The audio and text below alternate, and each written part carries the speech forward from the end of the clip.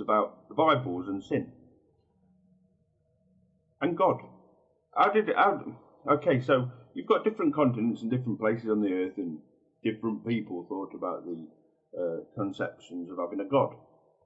So, having that in mind, it's okay. Different people could have had, if you're an atheist or somebody that doesn't believe, then you could say that the information of a God could have been something that somebody thought up of. But actually, without the knowledge there, why would you think of it? But there you go, you could say that about a lot of things. But there's one common denominator in the Bibles, and the Bibles all talk about sin. So it could be likely that different places on the earth could be have their beliefs in a God or something that you say doesn't exist.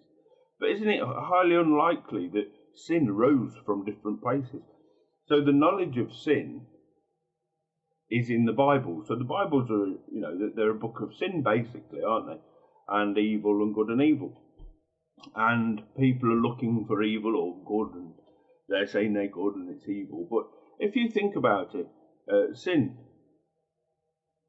is the message of each Bible. So it's okay, God could have been thought of in different continents, but it's highly unlikely that sin rose up in the same places. And talking about the Bible, if you're an author and you're sitting down to write a book, you've got to think where your book's going.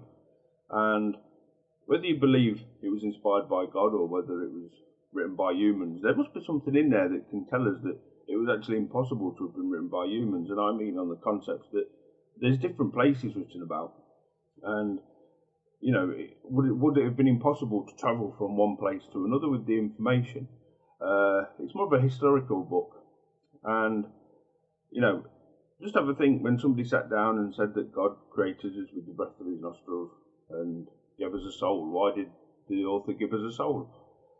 There was little to know about science, but the actual concept of having a soul come from the Bible. So there is knowledge in the world that has actually come from the Bible, and that's what people perceive. And when I speak about the soul, I'm talking about how science says we evolved from an amoeba over millions of years. And I say this because the author must have written of the soul. Okay, he was spot on to think that there was something more to do with the body than just the body itself, because something that preconcedes its use must know that the use is there. So the mouth, when I say the body is different members, the mouth that produces sound is many different members, isn't it? It's from the tongue, the mouth, the actual hole that is in the head to enable us to speak.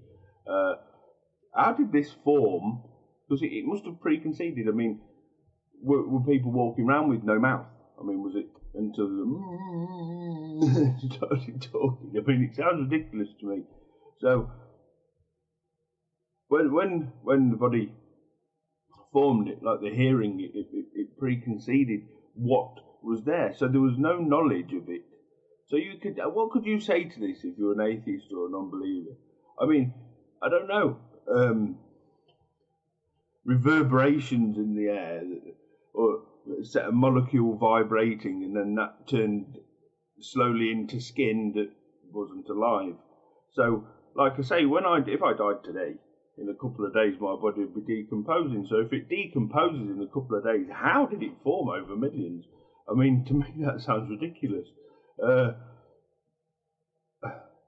wish somebody could try and explain it to me, but I might have a look online, but I can't see how even a molecule that starts off as something, whatever, it just doesn't make sense to me that something would be able to evolve over millions of years.